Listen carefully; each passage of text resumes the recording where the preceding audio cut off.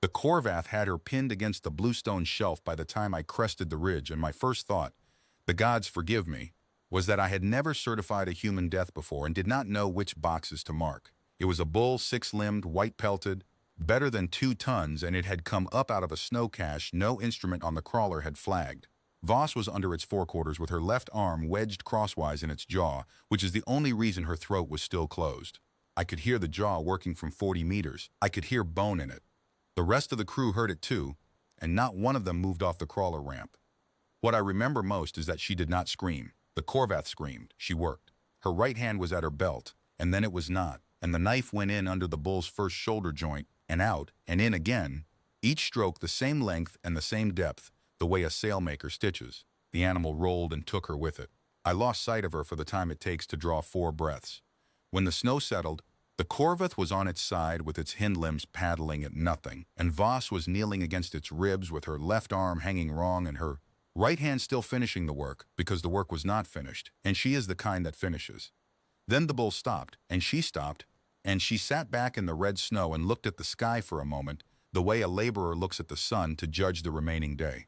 I want that picture set down plainly at the start, because everything that came after, the 31 days, the river, the pass, the things Captain Vrask did, and the thing that was done to Captain Vrask, none of it makes sense unless you understand what we all watched on that ridge above the Curvessa wreck, on the 12th day of the contract, on the world the charts call KV-91, and the salvage trade calls Heshtar's coffin.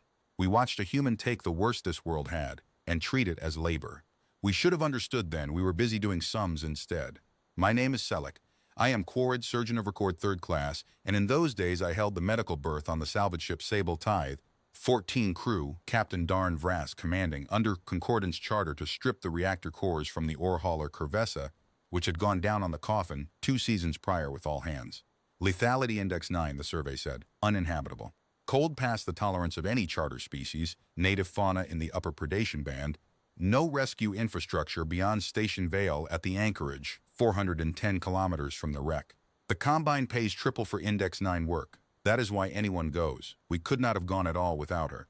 The contract required a cold surface specialist, and there is exactly one species whose private label for that work is so blunt the Concordance keeps their homeworld's index number under seal. The broker in Tessel Reach had not even haggled. He had slid the tablet across and said, "You want a coffin walker, you hire a human," and Vrask's yellow eyes had gone flat with distaste, and he had signed anyway because the math was good.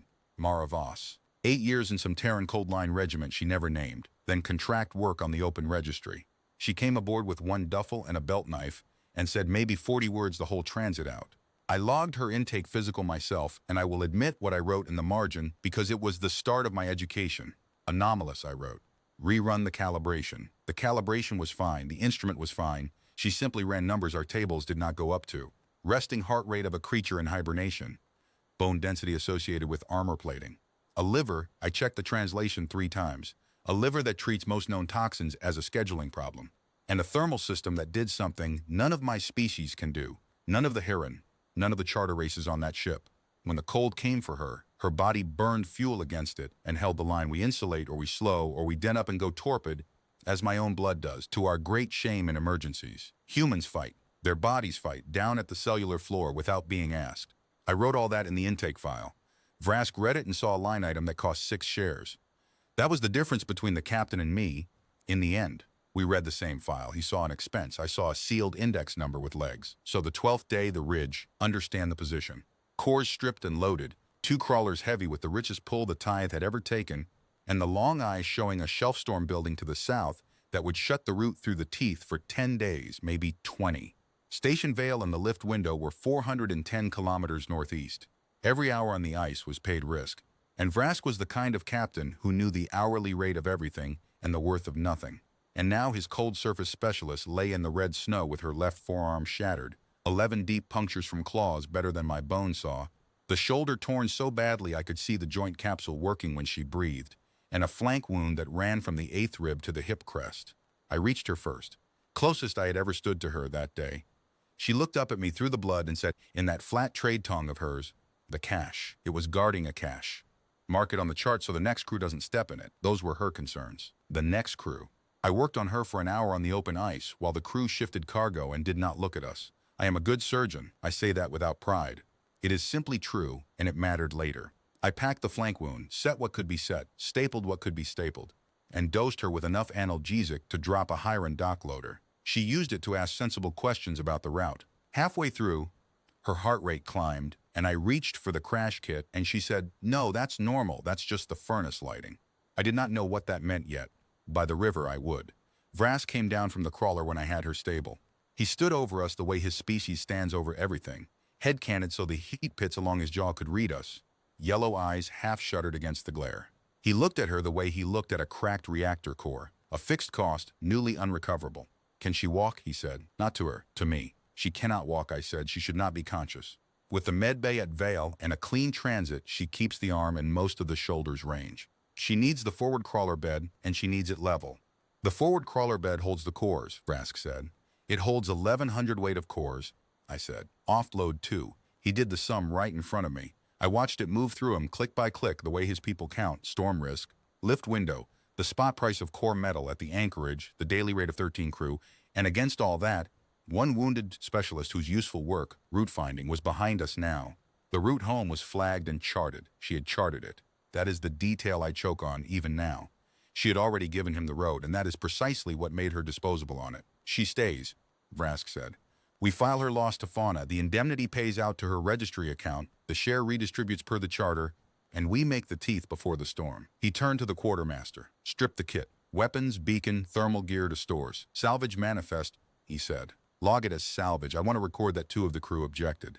Hesk, the rigger, said, "This is foul, Captain," and was fined a quarter share on the spot for it, and went quiet. Old Moraine, the core heller, would not help carry her gear, and carried cargo instead so that someone else had to do it. I record this because they deserve it, and because it is all they did, and there is a kind of arithmetic in that too. I did more, and it cost me more, and I will not pretend it was courage, it was paperwork. They forget, captains like Vrask, that the concordance does not pay indemnities on a captain's word. A loss to Fauna requires certification by the medical officer of record. Form K11 cause and circumstance, my seal, my name in the registry for the life of the file. He held the tablet out to me over her body. She was watching us. She had heard every word of it, heard herself converted into an indemnity, and her face had not changed at all, and I remember being angry at her for that, of all things, angry that she would not even spend a flicker on it. I know better now. She was not absent. She was doing what I later learned humans of her trade always do with their fear and their fury. She was filing it where it would keep and counting what she still had. "Signed," Vrask said. "She is not dead," I said. "She is dead at the next storm," he said. "The form does not ask when." "The form asks what I witnessed," I said, "and I am a coward," and my hands were shaking. "But there are exactly 2 things in this universe I have never once falsified, and both of them are death certificates." I did not sign. I stood on the open ice of an Index 9 world, in front of 13 crew and a building storm, and I declined the captain's direct instruction in writing on the record. Vrask looked at me for a long moment. The heat pits along his jaw flexed, reading me, and he must have liked the temperature of what he saw, because he did something worse than fine me. He smiled, the Huron way, all the way back along the jaw. "Then keep your patience, surgeon," he said. "The coffin can have you both, and the form will be true by morning." They left us the tarp she was lying on because the quartermaster would not tip a dying woman off it, and they left me my field kit because it was strapped to my back, and Vrask judged correctly that wrestling me for it cost more dignity than the kit was worth. They took everything else: her rifle, her beacon, her cold suit's outer shell, her ration block, her boots' thermal liners. I watched the quartermaster fold her gear into the salvage locker item by item while the loadmaster read each piece into the manifest, and the wind came up off the shelf, and the crawlers started their engines. The last thing Captain Vrask did was crouch down at the edge of the tarp close to her, almost gentle, and take her belt knife, the one that had killed the Corvath, the one thing on this world that was honestly and entirely hers, and turn it over in his hand and log it aloud. 1 blade, human pattern, used. 6 credits, salvage. Her eyes followed the knife into his coat. Nothing else about her moved. Then the crawlers pulled out northeast along the route she had charted for them, and the sound of the engines went under the wind sooner than I would have believed.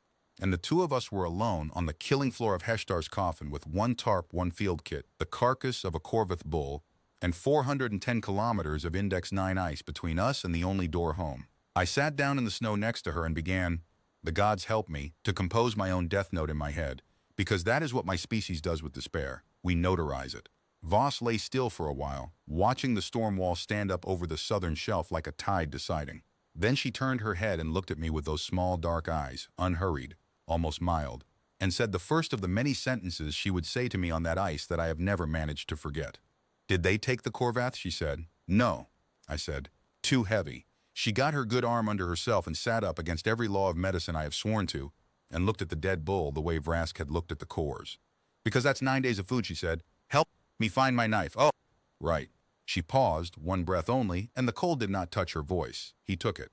Then she looked northeast along the crawler tracks, and what was in her face was not rage. I have testified to this under oath, and I will hold to it until I die. It was scheduling.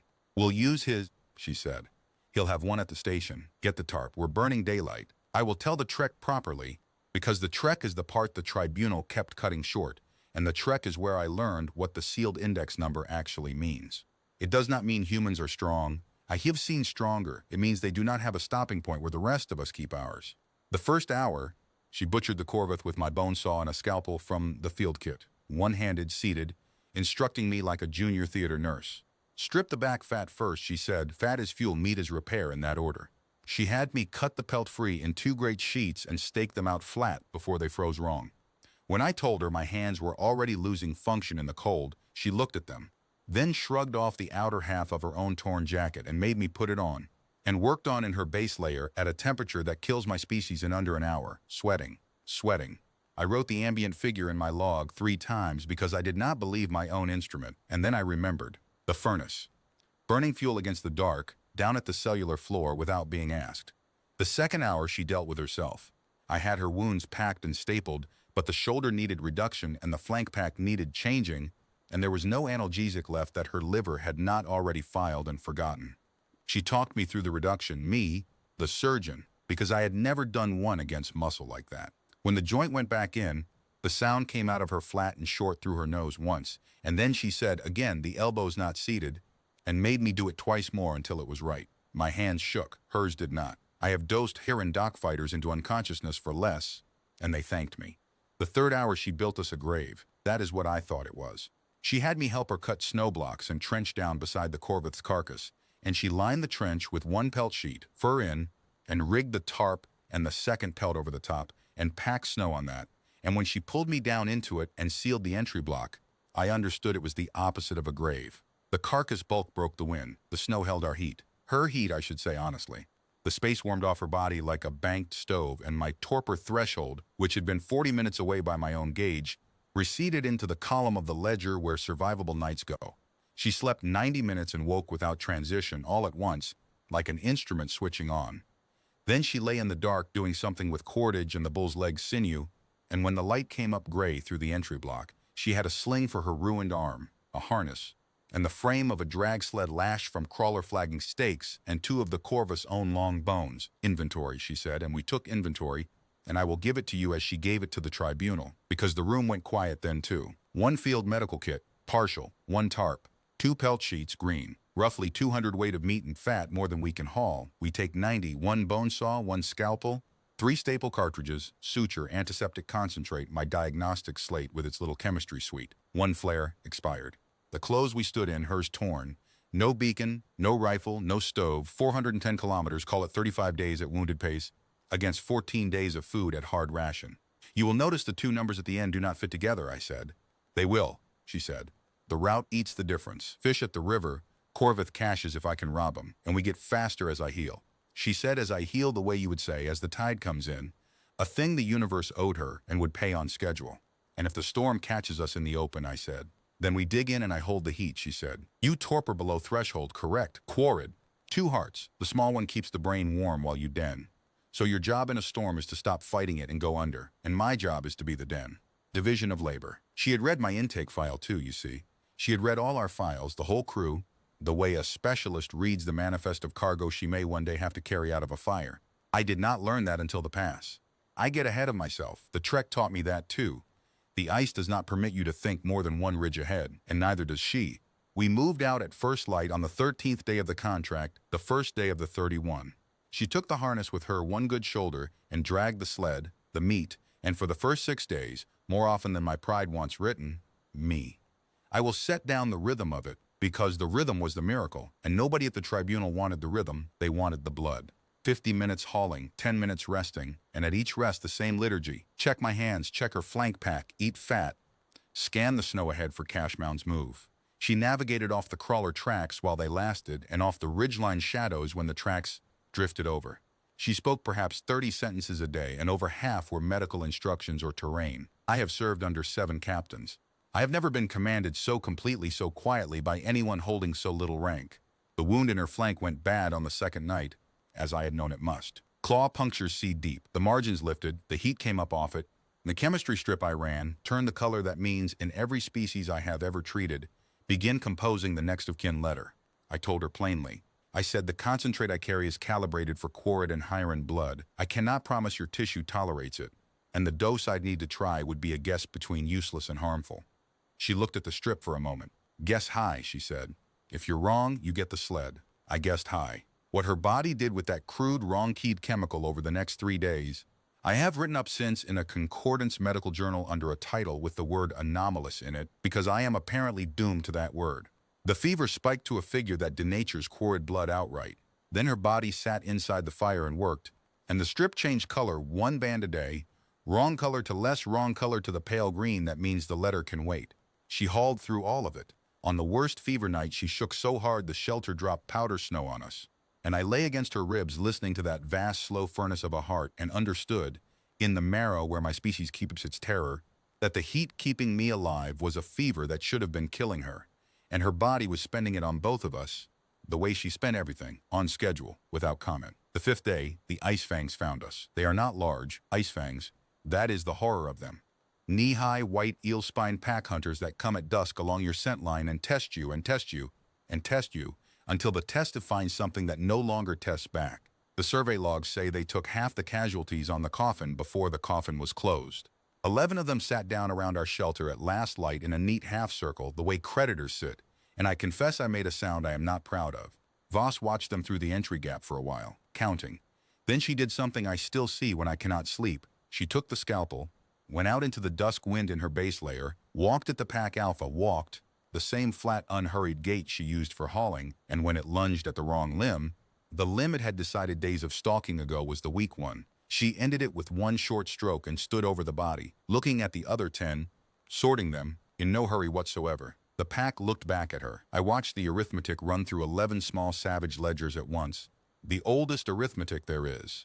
Cost of the meal against the price of it, and I watched all 10 of them reach the same balance, stand up, and walk off into the gray with the offhand dignity of professionals who had been given and had accepted a more accurate invoice. She dragged the alpha back to the sled by its tail. Eats a day, feeds us 2, she said, which I took for trade tongue arithmetic until I worked out it was also a complete moral philosophy. That night I did not sleep, although for the first time in 5 nights it was not the cold. I lay in the warm dark of the den her body made and rewrote my intake file in my head. Anomalous, I had labeled her. Recalibrate the instrument. The instrument was not the problem. We had built every gauge in the concordance to measure the species we knew, and we had been so proud of the upper bands on our scales. Index 8, fear it. Index 9, close it. And 1 sealed number above that which the registry will not print, and we told ourselves the seal was caution. It is not caution. It is embarrassment. Somewhere in the registry there is a world our instruments cannot honestly describe, and it ships its children out under 1 duffel and 40 words, and we hire them at day rates and think the discount is cleverness. On the 6th day, she ran a fishing line of sinew and a carved bone hook through a seam in the river ice that she found by reading the snow color, and we ate something silver and razor-finned that fights its whole life against a current that would pulp me, and she pronounced it good. On the 7th day, she robbed her first Corveth cache. Having tracked the mound by methods she explained to me twice and which I still cannot do, and we gained 11 days of frozen meat and a piece of information that changed the trek. The caches followed the river. The bulls fished the rapids and cached the banks, all the way down the long valley northeast, which meant food the whole way, she said, and also bulls the whole way. She looked at me over the cache mound with the gray light flat on her face and said the sentence the tribunal later made her repeat because the recorder glitched, although I have always believed the recorder simply refused. Good news, she said. We're on a supply line, it's just armed. The supply line presented its terms on the 9th day. She had robbed 2 caches clean by then, and the method was settled craft, read the mound, read the wind, read the tracks for the owner's fishing schedule, Take a third of the meat, and never more, she said. Because a bull that comes home to an empty cache hunts the thief, and a bull that comes home to a light cache blames the ice fangs. And we were 40 paces gone from the third mound with the sled loaded when the wind turned on us. It does that on the coffin. The valley breathes both ways. And on the 9th day it inhaled, and carried our scent and the smell of open cache straight up the bank to a bull that was not on the schedule. Old, that one. Half blind on the left, ear frills torn to lace, and traveling out of season because age had cost him his bank rights somewhere upriver, which meant he was the worst possible audit, a creditor with nothing left on his own ledger. He came up the bank at a pace I would not have believed off something that size, and there was no herd etiquette in him and no caution, and Voss had one arm, a scalpel, and a loaded sled in open snow. What she had besides, and I set this down because it is the lesson I have built 2 decades of teaching on, was 8 days of study. She had been reading Corvus since the first bull nearly killed her, not avenging it, studying it. Every cache, every track line, every wallow, filed into that flat, patient attention while she hauled and healed and said her 30 sentences a day. And now the account came due, and she spent it all in about 10 heartbeats of decision that I watched, and still cannot fully parse. She cut the sled loose and hauled it over, capsized it, our food, our pelts, everything, so the cargo spilled dark across the white. Then she took 3 steps toward the charging bull, off the line of the spill, and stood still. The bull broke stride, half blind, out of season, starving, and his world was suddenly 2 wrong things at once. Meat scattered loose on the snow where no rival caches it, and a small dark shape, upwind, holding ground, not fleeing, reading exactly like the one mistake every old bull on the river has survived once and remembers. The brute that holds still in the open is never prey. He knew that the way old soldiers know it, in the scar tissue, in the lost eye, in the torn frills. He took the spilled meat. She let him have a third of it. Our third, the cost of the wind changing, entered without comment. And we backed the capsized sled away pace by pace while the old creditor ate what the ledger said he was owed. And when we re-rigged and hauled on, my hands were shaking and hers were not. And I asked her, because I had to, how she had known he would stop. I didn't, she said. I knew he'd think. Anything that gets old out here thinks. Then after perhaps 50 paces, if he'd been young, I'd have used the sled differently. She did not elaborate. I have spent years not asking what differently meant. The 10th day was the crevasse field, and the crevasse field was the day I stopped keeping my own counsel about the arithmetic of our survival and simply assigned it all to her, the way you assign navigation to the one with the charts. The shelf above the cataracts is split for 3 kilometers by snow bridge fractures, running crosswise to the route, blue mouths under white lids, no way around inside our rations, and she led us through it on a sounding stake and a sinew line, me roped to her harness, reading the snow texture for the sag lines, and twice the lid spoke under her boots, a sound like a door easing in a far room, and twice she shifted her weight along some axis I could not see, and the door stayed shut. At the worst bridge, mid-span, the lid dropped a hand's width all at once, the whole plate of it, with both of us on it. I made my sound. She made none. She went flat, spreading load, I understood later, and had me crawl the line off her harness to the far lip. My 8 kilograms of bones, a rounding error to the bridge, and then she followed on her belly, one limb moving at a time, with that ruined left arm taking weight I had stapled together myself 8 days prior, and the lid spoke the whole time. And she answered it in distributed kilograms, patiently, like a negotiator who has done this before and knows the door only wants to feel heard. On the far lip she lay in the snow for the length of one long breath. Then she said, "Mark the bridge on the chart has failed," and got up, and that was the crevasse field's entire epitaph. A chart note for the next crew who did not exist, on a route no one would ever walk again, because the habit of paying forward into the ledger does not check whether anyone is downstream. I marked it. I have the chart still. The tribunal entered it as an exhibit and gave it back, and it hangs behind glass in my office at the conclave. 1 human's marks and 1 Quarit's marks, and under the failed bridge her handwriting, block trade script, the full text of her testimony to whoever came next. Bridge failed. Go left 200 holds. It was that night, fed, sheltered, the cataracts already a low thunder northeast, that I asked her the stupid question, the one even my students know better than to ask now, because I have made the answer famous. I asked whether she was ever afraid. She was quiet long enough that I thought the question had been declined, which was her right, and the den was warm off her back, and I was half down into sleep when she answered it. All day, she said. Every day out here. Fear's the most useful thing this place produces. It's the only free instrument you get, reads every threat, calibrates itself, never needs charging. You'd be a fool to ship it home. The trick is the same as any instrument. You read it, you don't let it drive. I lay awake on that for some time. My species feels fear as a flood tide. It comes and we den because denning saved us for 100,000 years, and our whole civilization is built around the dignity of the orderly retreat. Hers came up out of a world where retreat meant the cold got you instead of the predator, where there was nowhere to den that the planet itself could not follow. And so they stayed in the flood and learned to take soundings in it. That is the entire difference, I think now, between her index and everyone else's. Not the bones, not the furnace, not the liver that files poisons. The instrument. Every species in the concordance owns fear. Hers reads it. In the morning the river had us, and the river is where I began this part of the account, and I have told you what the river took and what it failed to take. But I wanted the 9th and 10th days set down first in their order, because the tribunal and the trade press and the campfire versions all run the same error. They tell the river, the herd, the 6 heartbeats on the plateau, as though the trek were a chain of miracles. There were no miracles on that ice. There was a woman doing sums all day, every day, in the only currency the coffin honors, and paying every invoice the moment it was presented, and robbing no account she did not have title to, and marking the failed bridges for crews that would never come. By the 10th day I had stopped wondering whether we would reach Station Vale. I had started wondering, with a dread that had nothing to do with the cold, what the man who had stiffed this bookkeeper was going to owe by the time she balanced. The river took her on the 11th day, and I want this part exact, because this is the part where the trek stopped being survival and became something I do not have a quarried word for, so I have had to borrow the human one. They call it spite, and they say it like a tool, the way we say wrench. We had to cross. The valley walls pinched in at the cataracts, and the only line northeast ran over the river ice below them, a sheet the color of bad glass with black water sliding underneath at a speed you could hear. She tested it the way she tested everything, by method.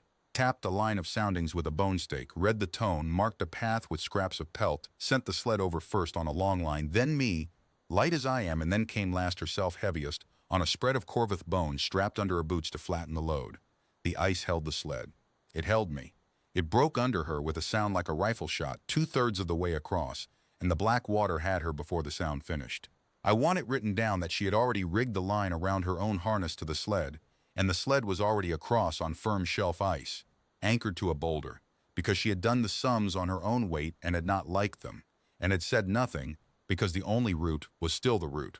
So she went into water 1 degree off freezing, under ice and current, wounded, and the line went taut, and I stood on the far bank doing the only sum I had. Cord muscle against that current was a rounding error. I could not pull her out. Nobody on that crew could have pulled her out. The river had her, and the river was Index 9, and the index does not negotiate. She came up through the hole she had gone in by, which should not be possible in current. I learned afterwards she had let the river take her under the sheet and climb back along her own line, hand over hand against water that strips cargo nets off crawlers, with a shattered left arm in a sinew sling. The first I knew was her good hand coming up out of the black and finding the rim, and then the whole of her surging out onto the marked path, and she lay on the ice exactly 4 breaths. I counted, it is my habit, I count everything when I am terrified, and then she rolled onto her knees, because the path was marked, and the marks do not care how you feel, and crawled the last 40 meters to the shelf. 3 minutes in that water kills a Hyron. 90 seconds kills me. By every table on my slate, she had perhaps 8 minutes of function left in her body and a core temperature falling off a cliff, and what she did with those 8 minutes was follow her own procedure, in order, without one wasted motion. Strip the wet base layer at the tree rock overhang, pelt sheet, fat eaten cold, a fistful fuel for the furnace. And then she sat shaking inside the pelt with her eyes closed and her body roaring. I could feel the heat coming off her at arm's length, an actual shimmer, the cells burning everything she had eaten that day to hold the core line, and her face the whole time had the look of a foreman supervising a difficult unloading. Not fear, oversight. By dark her temperature readout had climbed back into the band, my slate calls compatible with life, a phrase I have hated ever since, because it was written by people who measured the wrong species. By morning she was in harness. That was also the morning the storm we had been racing finally caught us. The same shelf storm Vrask had used for his arithmetic on the 12th day, and I will say one thing for it, it was honest. It announced itself, it came, and it tried to kill us for 4 days without once pretending to be our captain. We dug into the lee of a moraine ridge, and she built the deep version of the den, a proper snow vault cut block by one-handed block, and she put me under, exactly as briefed. Go torpid, surgeon, that's an instruction, she said. I denned, my small heart keeping the brain fed while the big one slowed, and for 4 days I drifted up and down through the gray of torpor, and every time I surfaced the facts were the same. The vault held, the wind screamed, and against my back, vast and slow and regular as a station clock, that furnace heart, awake. She did not sleep more than minutes at a time for 4 days, because somebody had to clear the vent and watch the load on the roof, and the somebody was always her, because the division of labor was the division of labor. On the 4th night of the storm, I surfaced from torpor and heard her talking, quietly, in her own Terran language, which the slate only half catches. I thought fever had come back. The slate said no. She was going over names, a list of names, the same list each time, in the same order, and at the end of the list she would say one short sentence and start the list again at the top. When the storm broke, I asked, I should not have. There is a privacy every species keeps, and I knew by then that hers kept almost everything. But I am a surgeon and a coward, and the dark makes me brave, so I asked her what the list was. Crew of the Corvessa, she said. 40 names on the wreck manifest. We hauled their cores out and nobody read their names off, so I do it. And the sentence at the end, I asked. She was quiet a while. The wind was dying in long reluctant draws, the way it does on the coffin, like a creditor leaving. It's a thing we say in the cold line, she said. The dead keep the ledger. We just pay into it. I lay against her back in the dark of a snow vault on a closed world, listening to a species younger than some of our filing systems explain accountancy to the dead, and I understood that I had been wrong about her twice. First in the intake file when I wrote anomalous and meant her body. Then on the trek when I revised it and meant her endurance. The body was not the anomaly. The endurance was not the anomaly. The anomaly was that nothing, not the river, not the fever, not the storm, not the captain who had priced her like cracked cargo and sold her boots. Nothing got to set her temperature except her. Vrask had yellow eyes that read heat. He had crouched over her on the 12th day and read her like a manifest and found her cold and thought it meant beaten. We are a galaxy of species who mistake cold for safe. On their world, cold is the thing that kills you, so they made themselves the thing that outcolds it. The seal on their index number is not embarrassment after all. It is a warning written by whoever met them first. The storm cleared on the 18th day of the trek. We dug out into a world scoured down to blue bone, and the cold that followed the storm was a flat, total cold I have no scale for. My slate gave the figure, and then gave a battery warning, which I have always taken as the instrument's own editorial comment. We stood at the lip of the vault and looked northeast down the long valley. And that was when we saw it, a half-day's haul ahead, broken black against all that blue-white structure. Right angles. A mast snapped. A crawler hull drifted to the windows, not ours. Older. The Tide's crawlers were 6 days gone beyond the teeth by then, if the storm had let them through.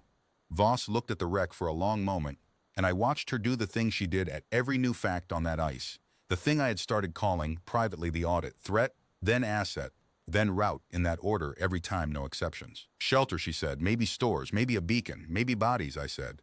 Then we'll read their names off, she said, and leaned into the harness. We made the wreck by failing light, and it was worse than bodies, and better. It was the thing that turned the trek from an escape into a case.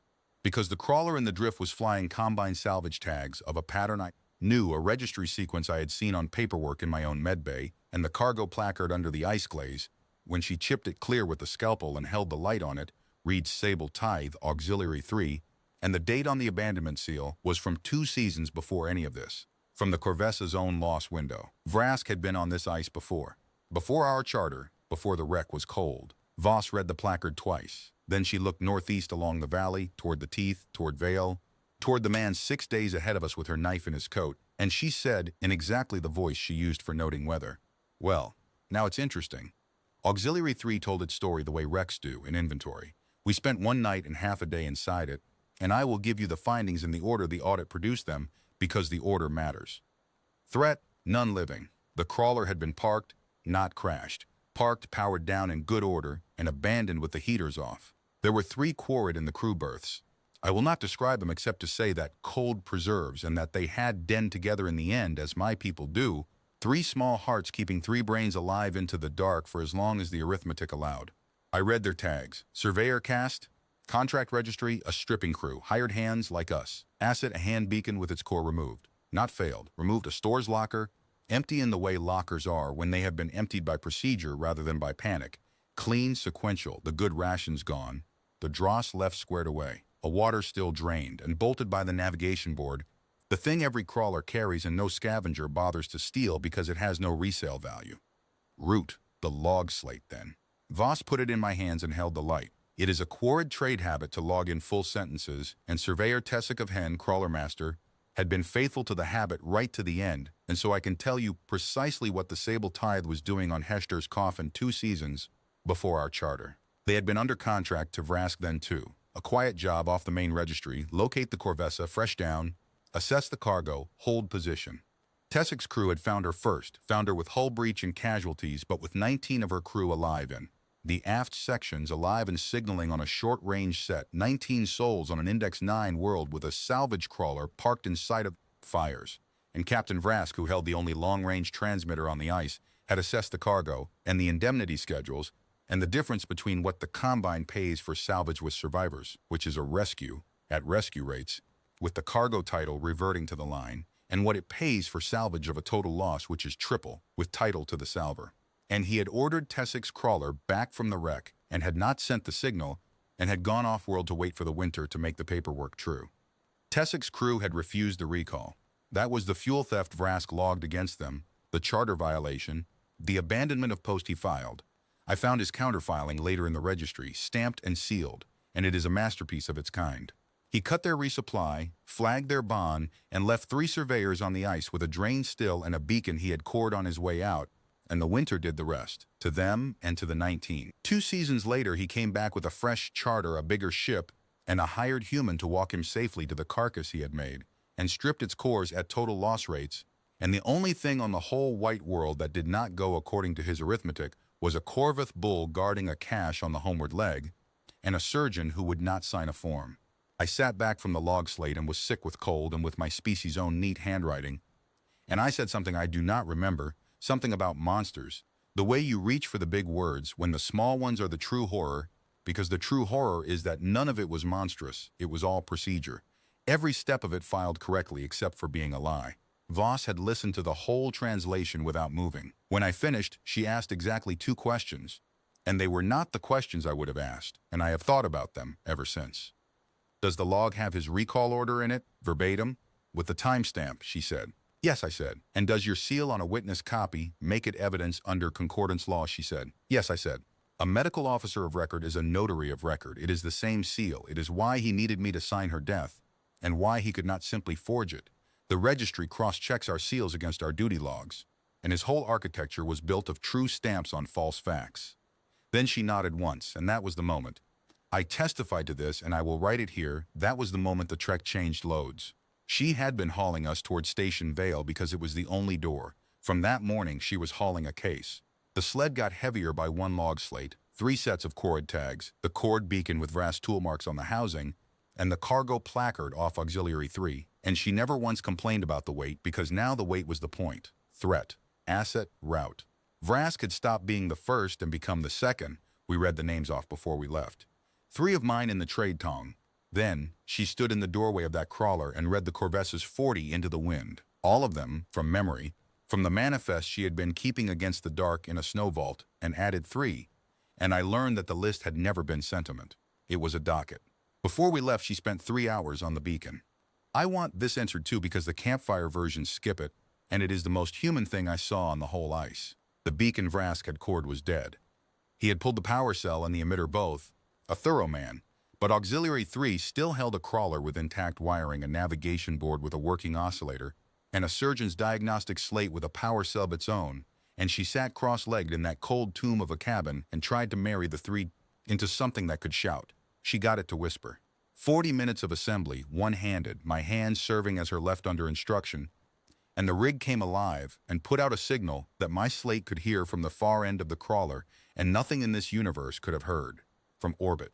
She ran the output figures twice, learned the whisper would not carry past the valley walls, and shut it down to save the cell. And here is the part I make my students sit with. She then spent another full hour improving it anyway, coiling a better antenna off the crawler's wiring loom, squeezing the range from useless to merely futile, and logging the final figures on the slate. I asked her why. The next crew, she said. Someone gets wrecked in this valley with a slate and no beacon, the work's half done, and the log shows them the other half. I pointed out that the valley was on a closed world, on a dead route, behind a failed bridge. She tied off the antenna coil and stowed the rig in the crawler's emergency locker, square in the middle where no one could miss it, and said so was I, and that was the whole of the argument, and I lost it. The valley northeast of the wreck was the Corvath ground. We had known it would be. The caches had thickened for 2 days. and the river ran shallow and loud under broken ice. Good fishing, and where the fishing is good on the coffin, the fishermen weigh 2 tons and guard their banks. The herd, bulls do gather, whatever the survey says, in the late season, on the rich water. The herd lay across our route like white boulders that breathed, 14 of them, with the valley walls too steep to climb wounded and no second road. I want this scene set down slowly, because the tribunal asked the wrong question about it. They asked how a wounded human fought through a Korvath ground. She did not fight through it. That is the entire point of her, and of her world, and of the seal on its number. Fighting was the expensive option, so she spent something cheaper. She spent knowledge, and she spent cold. She watched the herd for half a day from the moraine, eating fat, resting her arm, and what she was reading, she explained in those flat, sparse sentences, was rank, which bulls held bank rights, which were satisfied, which were young and broke, hungry enough to test a strange shape on the snow. The herd has a ledger too, she said. Everything that eats keeps one. We're going to walk through their ledger as an entry that doesn't pay. We went through at the gray hour before dark, downwind, on the seam between 2 bank territories where neither holder would commit, her pace dead slow and dead even, dragging the sled with me walking her blind side, and she had smeared us both with rendered Korvath fat from the first bull, the one that had nearly killed her, so that what the herd's noses filed was not stranger but neighbor, dead, none of my business. One young bull came to test anyway, came up out of a wallow with its tusks down, and Voss stopped and stood and looked at it. That is all. I was there, 4 paces away, and that is all that happened. She put her eyes on it and adjusted nothing else, not her breathing, not her grip, not her feet, and what came off her in that moment was something my heat-blind species cannot name but every species can feel, the thing the Ice Sphinx had felt on the 5th day, an invoice. The complete itemized prepaid cost of the next 90 seconds, presented in advance, in a currency the young bull suddenly remembered it did not hold. It blew steam twice. Then it found something to look at on the far bank, and walked toward that with enormous dignity, and the herd's ledger closed over us, and we were through, and behind me in the dusk 14 apex predators of an Index 9 Deathworld went back to their fishing, because the strange shape on the snow had presented its references, and they were in order. That night in the den my hands stopped shaking long enough for honesty, and I asked her the question my whole species had been wanting to ask her since the first sealed survey came back, the question under all the polite concordance papers about anomalous physiology. I asked her what it was like, the world that made them. She thought about it for the length of 3 of her vast, slow heartbeats. Like this, she said, but with worse winters and better company. Go to sleep, surgeon. We're 12 days out, and I want to be early. Early, I said. For what? For the adjudication, she said. The ties payout clears when the Combine adjudicator certifies the charter at Vale. Storm cost them time in the teeth. Cost us less, because we went the straight way through the ground. He filed me dead, which means there's a hearing, which means there's a docket, which means there's a clerk with a stamp. Her voice in the dark was the same voice she used for cache mounds and river ice.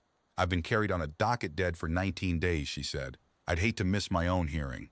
The teeth are the range that walls the Anchorage Plateau off from the Long Valley, and the pass through them is called the gullet.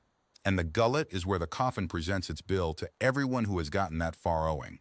It presented ours on the 23rd day, and I will record what it cost her, because the cost is part of the truth and she would be the first to enter it. It cost her 2 fingertips on the left hand, the hand the Korvath had ruined, where the circulation was already fighting through scar tissue and sinew splints. Frost takes the outpost first. She assessed the fingers at the morning audit the way she assessed weather, had me do the debridement with the scalpel while she watched and advised through that, in full sentences, and then re-rigged the harness loop so the load went to the wrist and hauled. It cost her weight she did not have. The body that burns against the cold burns fuel, and we had been a day and a half light on rations through the climb, and I watched the furnace start in on its own walls. Her face changed in the gullet, went from spare to carved, and her pace dropped from relentless to merely unstoppable, and my slate, which had given up editorializing, logged a string of figures that I have since shown to human physicians at the Concordance Medical Conclave, and the human physicians looked at them and nodded and said, yes, that's about right for the cold line, and ordered another round, and that, too, went into my education. Her own kind finds her unremarkable. That is the part I cannot make my colleagues believe. On her world, she is not the exception. She is the job description. And it nearly cost me everything, because the gullet's altitude pushed my torpor threshold up into the working day. And on the second climb, I went under between one step and the next. No warning. The small heart seizing the controls mid-stride, and I woke 30 hours later in a snow vault on the far side of the pass with my limbs splinted against cold damage, and a taste in my mouth I eventually identified as rendered fat fed to me, in torpor, in measured doses, on schedule. She had carried me through the top of the gullet on the sled, on starvation rations, one-handed, through the worst grade of the route. When I tried to compose a sentence about it, she was already talking about the descent timetable. I never finished the sentence. I am finishing it now, in this account where she cannot interrupt. She was the den, and the division of labor was a kindness so total it refused to be thanked. The descent gave us the plateau, and the plateau gave us the first man-made light we had seen in 26 days. Station Vale's beacon, a thin, proud thread of it standing up off the horizon at dusk, and the plateau also gave us the scavengers, because light draws everything, and not everything it draws is going home. They had a crawler, a battered open-bed Hiren rig with poacher's racks, Corvus tusks bundled like cordwood, and they cut our track at noon on the 28th day and came around for a look, 3 of them, yellow-eyed, weathered, the kind of crew that works a closed world's margins where the Combine does not audit. I felt relief. I am ashamed of it now, but I felt relief. I waved. Rescue, I thought, a ride, a stove. Voss did not wave. She had stopped, set the sled, and gone still in the way I had learned to read by then, and what she was reading was their approach line. Not the line of curiosity, she told the tribunal later, the line of confirmation. They came at us like a crew checking a trap. They knew, you see. That is what their approach said before anyone spoke. Out on the margins, salvage crews trade manifests the way villages trade gossip, and the Sable Tide's loss filing had gone out on the open registry banned 18 days ago with a recovery clause attached. One human specialist, lost to fauna, marker bond on the remains. A standard clause, a tidy clause. Recover the tags and the gear of the deceased, present them at Vale, collect the bond. Vrask had even priced her corpse efficiently, high enough that someone would go look, low enough that no one official would bother. The coffin's margins are worked by exactly the kind of crew that would ride 2 days off their tusk line to collect a body bond. And here was the body, dragging a sled, in flagrant breach of its own death certificate. The lead poacher's name, the tribunal established, was Skell. He sat his crawler's running board with a tusk lance across his knees, read her tags through a long eye, read the registry sheet again, and arrived with what I will grant was a certain genius at the worst decision available on the entire planet. He decided the filing could still be made true. Bonds on the tags and kit, he said to his crew, not on the cause. The trade tongue carries. On flat snow, in still air, they had weapons. She had a scalpel, a bone saw, half a hand, and 28 days of the coffin in her legs. I have testified to what followed twice, under seal, and both times the examiners stopped me at the same place and asked the same question. How long did the engagement last? And both times I have had to give the same useless answer. I do not know what to count as the engagement. If they meant the part with contact in it, then perhaps the duration of 6 of my heartbeats, and I am a small species and we beat fast. If they meant the actual engagement, it had begun 200 breaths earlier, when she shifted the sled 40 degrees without seeming to, so that the low sun sat behind her shoulder. When she peeled the harness and flexed the blood back into her good hand inside its mitt. When she let her line of approach drift, tired-looking, beaten-looking, into the seam between the crawler's blind quarter and the deep drift she had, marked with one glance. They saw a dead woman walking in a bond payable. She saw bank rights, rank, and hunger, and walked through their ledger the way she had walked through the herds. Except the herd had been smart enough to recheck its arithmetic, and Skell was not. He came down off the running board to take the tags himself. The second man circled to her flank, into the deep drift she had chosen for him, where his footing went from floor to flower. The third stayed on the gun mounted to the rack, which was the correct decision, and would have mattered if the gun's traverse had not had the crawler's own tusk load racked across a third of it, a fact she had registered, I am convinced, before any of us had finished waving. Skell reached for her tags. Her good hand closed on his wrist, and she turned, not fast, I want this exact, it was not fast, it was early, every part of it was simply already where it needed to be, the way the knife had been at the Corvath shoulder joint, the same economy, the same sailmaker's stitch, and Skell went over her hip into the second man's lane just as the second man committed out of the drift, and the two of them tangled at the precise cost-free moment such things happen around her, and the tusk lance changed owners somewhere inside that.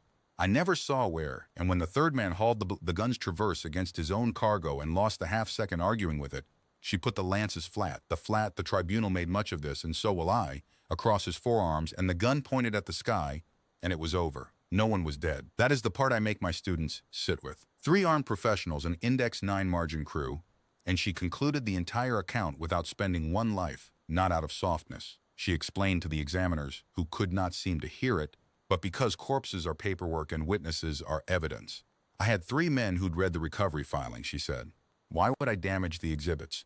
She disarmed them with the same calm she used for inventory, dressed the second man's wrenched shoulder herself, while I checked the other 2, and then she sat the 3 of them down in the lee of their own crawler, fed them from their own stores, and laid it out for them in that flat voice. The bond they had ridden in on was fraud.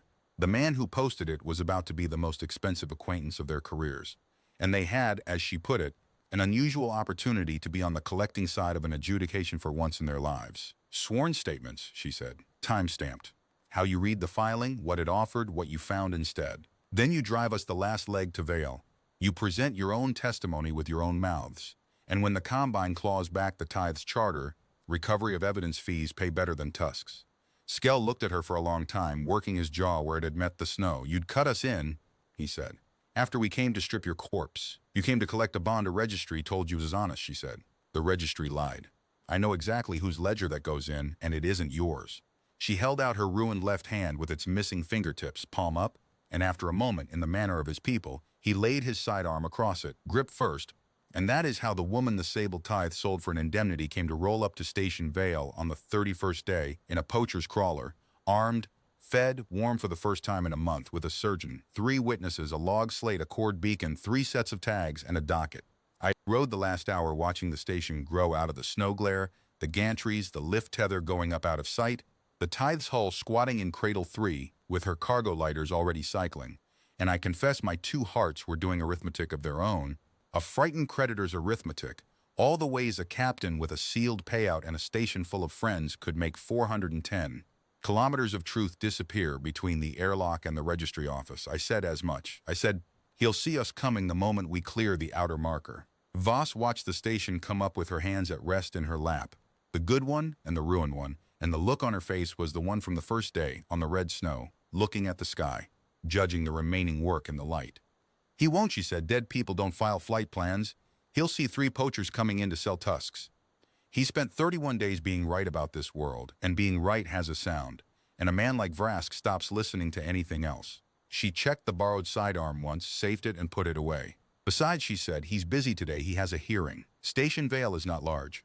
A tether anchorage, a combine registry annex, 2 cradle yards, a commissary, a med bay I had requisitioned supplies from by remote and never seen, and the long arrivals hall where every soul on or off the coffin passes under one roof of girders and glass with the pale daylight coming down through it like weather that has been filed and approved. Perhaps 200 people on station that day, swollen by the tithes crew and the adjudication traffic. I gave the tribunal a floor plan. I give you what the floor plan cannot hold. We cleared the outer marker as exactly what she said we would be. A poacher rig with tusks on the racks. Skell ran the comms in his own voice, bored. Routine, and the gate logged us through as margin trade. No alarms, no yellow eyes at the glass. The coffin's last lesson to me, rolling under that gate. The registry sees what the paperwork tells it to see, every time in both directions, and she had known that going in, because she had spent 31 days being murdered by that exact principle and had decided somewhere out on the ice, between the river and the pass, to come back through the same door the lie had left by. We crossed the arrivals hall under that filed and approved daylight, the 5 of us moving like what our paperwork said we were, margin trade with crates, and no head turned, and I was halfway to believing we would reach the annex without incident when she stopped, mid-hall. Dead even paced to dead stop, and I followed her eyes, and there it was, in the commissary's long window on the public auction board, posted in the standard format with the standard borders, as ordinary as a duty roster. Salvage disposal, effect, deceased and forfeit, charter sable tithe by order, and under it the lot list, her rifle, lot 2, with the bids already at a figure that told me the dock crowd knew good Terran cold line work when it came up for grabs. Her beacon, her cold suit shell, her thermal liners, her boots, lot 9, and at the bottom lot 14, 1 blade, human pattern, used, opening at 6 credits, no bids. The auction was set for the day after the adjudication cleared. Of course it was. Everything in Vrask architecture was sequenced. The effects could not disperse until the death was certified, and the death was item 4 on today's docket.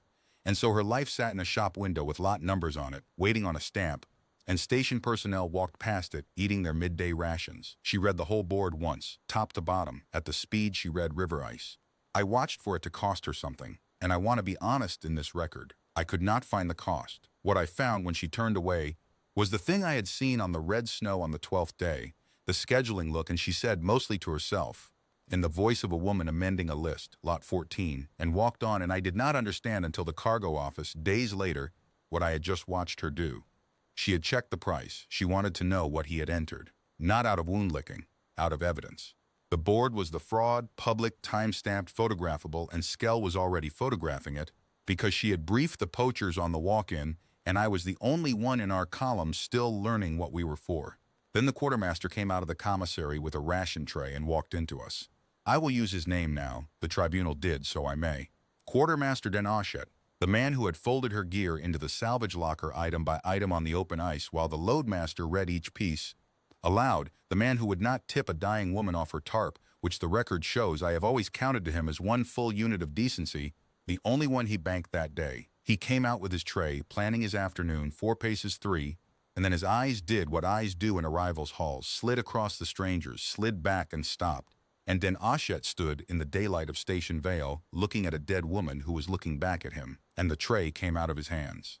The sound was enormous. Trays are in quiet halls, stew and ration crackers across the deck plates, and 200 people glancing over at a clumsy spacer, and not one of them understanding what they were watching, which was a man's entire model of the universe arriving at the same instant as his lunch. He did not run. I will enter that for him too.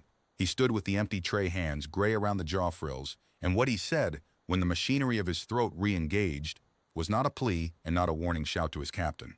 He said very quietly, in the voice of a man reading his own lot number off a board, "We filed you lost. I signed the manifest. I know," Voss said. "I heard you."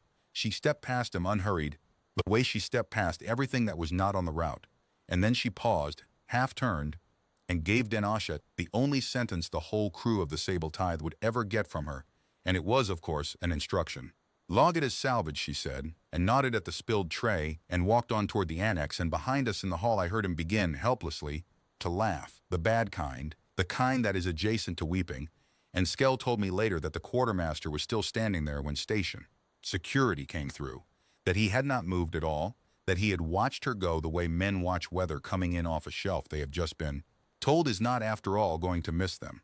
The hearing was already seated when we reached the annex. Through the glass partition, you could see the whole architecture of it, the adjudicator behind the bench, a slate-purple Vethry clerk of the Combine's permanent staff with the gilded stamp case open at her elbow. The Tithe's officers ranked in the petitioner's rows, and Captain Darn Vrask at the forward desk in his shore coat, sleek, rested, certain, walking the docket through its last formalities. Charter completion, cargo title, and item 4, the registry board said, "In letters I will see for the rest of my life. Loss certification and Voss specialist, indemnity disbursal, share redistribution." They had gotten to item 4. The clerk's stamp was inked. I know because the ink was still wet on the page when everything stopped. Voss did not burst in. I want this understood, because the version that grew on the station band by nightfall had her kicking the doors, and the version the trade press ran had her in some kind of war paint. And both versions are about the species the tellers wished had walked in, because that species would have been less frightening. What actually happened is that she opened the annex door the way anyone opens a door, quietly, with a good hand, and walked down the center aisle at her hauling pace, the dead-even 50-minute pace, with the frost scars on her face and 2 fingertips short and a month of the coffin hanging off her frame, and the room went silent in a wave that moved exactly as fast as she did. Not because they knew who she was. Most of them did not yet. Rooms of working spacers go silent for the same reason herds do. Something in the oldest ledger stirs, and the body audits before the mind catches up. Vrask knew who she was. I was watching his face when his heat pits caught her, before his eyes did, and I am one of the few beings alive who can say he has seen a heron, read a thermal signature he has personally certified as extinct. The pits flared full open. The yellow eyes went to her, then to me behind her, then to the 3 poachers behind me carrying the evidence crates, and I watched 31 days of being right drain out of him through the floor. She stopped at the bench. She laid her registry tags on the wood in front of the Vethry clerk, beside the wet stamp, with the small click of a tradesman setting down a tool. "I'd like to report a clerical error," she said. The adjudicator looked at the tags, at her, at the docket board where M. Voss specialist, deceased glowed in good Combine type, and then at Captain Vrask, with the long-jawed deliberateness of the Vethry, who are bred for archives and know better than anyone alive that every lie in the universe eventually has to share a room with its own paperwork.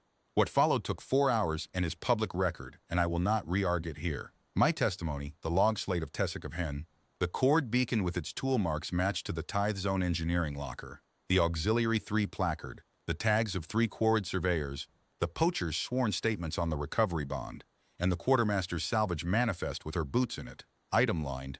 6 credits her knife, all of it went into the record in order, her order, the order she had been assembling on a sled across 410 kilometers of the worst world the concordance has ever closed. The case did not need her to be eloquent. She had built it so it would not need anyone to be eloquent. The exhibits were eloquent. She answered what she was asked in the flat trade tongue of cash mounds and river soundings, and twice, I kept count, twice the entire hall, crew, clerks, dock trash, the Tithe Zone officers, leaned in at the same moment without knowing they had moved. The first time was the river. The adjudicator asked how she had crossed the cataract sheet wounded, and she said, "On the rope I rigged before I fell in," and the adjudicator said, "You anticipated falling through." And she said, "I anticipate everything the ice is allowed to do. That's the trade. It's only ever surprised me once." Pause. The day it was a captain. The second time was when the adjudicator, reading my K-11 refusal into the record, asked her what she had thought when the crawlers drove off and left her on the open shelf with a surgeon and a tarp. She considered the question with the same care she had given the ice fangs and the herd. "I thought he'd taken everything off the manifest except what I am," she said. "And then I thought, he doesn't know what that is.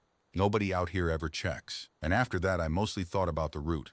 Brass counsel fought in the way of counsel. Technicalities. Jurisdiction, the seal on the human index raised, I am not making this up, it is in the transcript, raised as an argument that her physiology constituted an undisclosed material asset, a misrepresentation in her own hiring papers, as though she had defrauded the tithe by failing to die on schedule. The adjudicator let the argument run all the way out into the silence, and then asked counsel whether the combine was being asked to rule that surviving an attempted murder is a breach of contract, and counsel sat down, and that was the end of the law's part of it. The Vethry worked her stamps for some minutes then, in the archive hush, and it was very loud, that small gilded clacking, the truest sound of consequence my civilization makes. Charter revoked. Cargo title voided to the Corvesse's line, with the names of the 19 and the 3 appended to the title page in morning script. Indemnity fraud, beacon interference, abandonment of crew, falsified counterfilings, 2 seasons of it, certified line by line. The Tithe's officers were bonded into custody where they sat. Crew shares frozen, accepting her motion on the record, accepting the rigor Hesk, fined a quarter share once for saying this is foul, an old Moraine who had carried cargo so as not to carry her gear. She remembered. Of course she remembered. The dead keep the ledger, and she pays into it, and so, it turns out, do the living. They came for Vrass bond last, and here is where the account has to slow down, because here is where every species that has ever asked me to tell this story wants the part they have already decided happened, wants the captain. Dragged out raging, or the human across the bench with her hands on him wants the heat. There was no heat. There was a Hiran captain who had sat through 4 hours of his own architecture being read back to him, stamp by stamp, and who knew his trade cold, none better, and his trade was arithmetic. He ran his last sum in plain sight. Custody, tribunal, forfeiture, the long fall against one door, 11 paces, a poacher crawler still warm at the gate, and a station full of confusion, margin work. He had always been a margin man. He went for the door. And because the universe is occasionally an honest bookkeeper, the path he chose ran down the center aisle, past her. She did not block his way. The tribunal record states, the security imaging confirms, and I swear to it. The woman stood still, hands at rest, and let the distance close at his choosing, which is, I understand now, what she had been doing the entire time, the whole month, the whole case. She does not chase. She is simply already where the route goes. He pulled her knife on her, hers, the human pattern blade, 6 credit salvage, that he had carried in his coat for 31 days, the way some men carry a trophy, and some men carry a doubt, and a man like Vrass carries proof of his own arithmetic, and he was herein, big, fast, cornered, professionally violent, and the distance was nothing, and the room had no time even to gasp. What the room saw, the imaging shows, is the captain stepping into her reach, and one short motion, and the captain on the floor with his arm bound up under him in a lock that had been waiting for him since before he committed, his weight and her knee on his shoulder, and the knife. I told you about her economy. It is the last thing I will tell you about her economy. The knife already back on the bench, laid by the tags, surrendered to the court before his face had finished reaching the boards. Evidence, she said to the clerk, by way of apology for the disturbance. She held him there, without effort and without expression, the way you hold a door for someone slower, while station security crossed the room at what seemed to me a crawl. The hall was so quiet I could hear the wet ink drying. Vrask was making sounds against the floor, the heat pits along his jaw, flaring and flaring. Reading her at zero distance, getting the only answer the ice gives. She bent down to him then, the imaging catches it but not the words. The words I had from her own mouth on the medbay walk afterward because I asked and she told me the way she told me everything, like weather. I told him, she said, that the form doesn't ask when, it asks what I witnessed. The aftermath is the part nobody asks about, and so it is the part I have promised myself I will always tell, because the aftermath is where the cost lives. And a story about her with the cost cut out is just a campfire tale about an unkillable thing, and unkillable things are cheap. The Concordance has shelves of them. She is something rarer and far more expensive. She is a person who pays. She was 11 days in the Vale Medbay, and I attended every procedure, partly as her surgeon of record, and partly because the station's own physician took one look at her chart and developed a sudden deep respect for continuity of care. The shoulder needed rebuilding. The arm needed 3 surgeries and a lattice graft, and the lattice took slowly, because her body, having spent a month burning its own walls for fuel, had opinions about where protein went first. The fingertips were gone for good. She asked for the regrowth quotes, looked at the prices, and said the wrist still worked, and so did she. The fever damage, the frost damage, the weight, my slate kept its own ledger, and I will say only that the figures coming back up were slower than the figures going down, and she never once asked them to hurry. What she did ask about on the 3rd day, propped in the recovery bay with the arm in its frame, was the dispersal schedule, not hers, the Corvessa's. The voided cargo title had reverted to the line, which meant the value of the cores we had all nearly died hauling now flowed to the 40 families, and she wanted the routing confirmed, and then she wanted the tithes frozen shares mapped. And when the Vethry clerk, who came to the medbay personally with her stamp case, which I am told Vethry archivists do for no one, when the clerk confirmed that the indemnity Vrask had filed on her death had actually paid out to her own registry account 19 days ago, and was hers to keep, legally bomb-proof, the cleanest money on the station, Voss looked at it for a moment the way she had looked at the river ice. Split it 3 ways, she said. Tessic of Hen's kin. The rigger Hesk, who's about to be unemployed with a quarter-share fine on his book, and the medbay fund here, flagged for contract crews without charter coverage. The clerk asked her, archivist to the bone, what reason to enter in the record. Voss thought about it. Enter. Correction of account, she said. The dead keep the ledger. I had thought in the snow vault that it was a soldier's poetry. It is not poetry. It is her actual accounting system, and it balances. Vrask did not get the long fall. I record this for the satisfaction of no one. The tribunal sat for 2 seasons.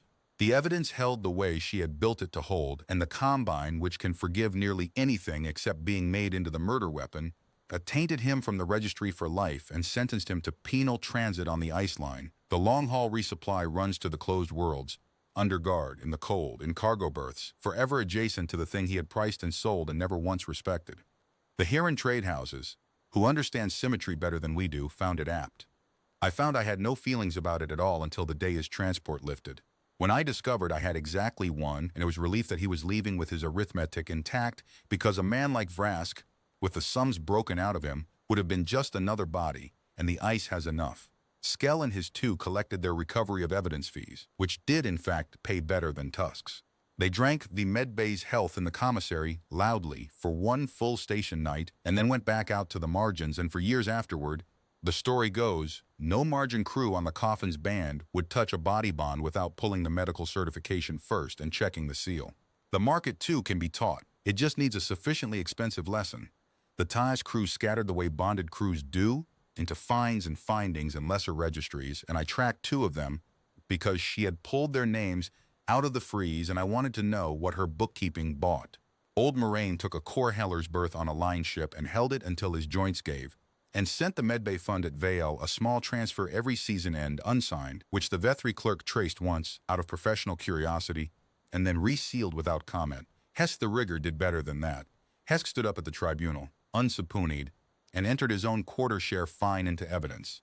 The receipt Vrask had stamped him for saying, "This is foul, Captain," and asked the adjudicator to read the date aloud, because the date proved the crew had known on the ice on the day, in the open, exactly what they were leaving behind, and no later story about storm pressure and hard calls could survive it. It was the single most expensive sentence of testimony I have ever heard a working spacer volunteer, and it cost him every friendship he had left on that crew. And when he stepped down, he walked past Voss's seat and did not look at her, and she did not look at him, and the 2 of them have crewed together 3 times since. That is how her kind thanks and is thanked, I have learned. Not a word in the hall. A berth on the next manifest. Her gear came back to her from the tithe salvage locker by court order, item lined on the same manifest the quartermaster had read aloud on the ice. She checked it off herself in the cargo office in that flat voice, line by line, and I stood witness, because by then I stood witness to everything. It had become my office and my honor both. Rifle, beacon, cold suit shell, thermal liners, the boots, the duffel. The knife came last, released from evidence with the case closed, and the clerk, embarrassed by her own paperwork, pointed out that it was still entered at its logged value, and that regulation required a disposal price. Voss put 6 credits on the counter without a word, and the clerk took them, because the form does not ask when, it asks what. And that is how the woman they sold for an indemnity bought her own knife back at the price her captain had set on it, and I watched her clip it to her belt, where it had ridden through 8 years of cold line and 1 Corveth, and her face did not change, and I have never in my life seen an account so completely settled. Most of it back, the manifest said, when the checking was done. Not all. Small things had bled off into the crew decks the way they do. A multi-tool, a signal mirror, gloves. She signed the discrepancy sheet without comment. She never asked about the rest. I used to wonder at that, until I understood it was the same principle as the poachers, the same principle as Hesk's quarter share. She knows exactly which ledger every loss belongs in, and she does not collect from the wrong accounts. The galaxy thinks her kind terrifying because of the Corvath, the river, the 6 heartbeats on the plateau. The galaxy is wrong. That is just the index. What ought to keep captains awake is the bookkeeping. I resigned my combine berth the day the tribunal closed. I had a paper to write, the anomalous one, and then a conclave season of standing in front of physicians of 11 species, showing them slate figures they accused me of fabricating, and then, because the figures would not go away, the work that has eaten my years since, and which I would not trade for a fleet, the recalibration. The concordance physiological scales now run 4 bands higher than they did. The contract medical forms now carry a witness seal protocol that cannot be outrun by a captain's arithmetic, and the K11 certification requires line of sight or a beacon trace. And the abandonment statutes have teeth they did not have. And there are clinicians on 40 stations who can now keep a human alive because the tables finally tell them what they are holding. None of it has her name on it. She declined in writing every time. The file number they gave the reform docket is the only memorial she accepted, and only because nobody told her until it was stamped. Voss protocols. The clerk did that. Archivists keep the ledger too. And the seal on her world's index number, the one the brokers whisper about, the one council tried to swing like a hook, the seal stays. I sat on the review panel and they voted with the majority, and I will tell you the reasoning we entered, because I wrote it. To publish the number would be to invite every margin captain in the concordance to mistake it for a price. The number is not a price. It is a footnote, and the footnote says, this is what the cold makes when the cold has 40,000 years and a whole world to work with, and it does not come when you call, it comes when you owe. I teach now 2 seasons of every 3 at the Concordance Medical Conclave. Surgeons of record, 3rd class, the young ones, every species, all of them sharp and none of them yet tested. And on the last day of the contract medicine course, I close the slate and tell them about the coffin, all of it, the ridge and the river and the gullet and the hall, more or less as I have set it down here. They ask the same questions every season. They ask how long the engagement lasted, and I tell them I still do not know what to count. They ask if I was afraid of her, out there on the ice, and I tell them the truth every hour and never once of her. And some seasons end always one of them, usually quarried, usually small, usually the one who sits where I used to sit, asks the real question, the one under the course, the one under the concordance entire. What do we do? Doctor, if we are ever on the ice, and the captain does the sums, and the sums come out the way they came out for you, and I tell them what I have earned the right to tell them, 2 fingertips and 43 names and 1 signature at a time, you refuse to sign, I say, that is the whole of it. You will be afraid, and you will sign nothing, and you will stay with your patient, because you cannot know that day what your patient is. Nobody out here ever checks.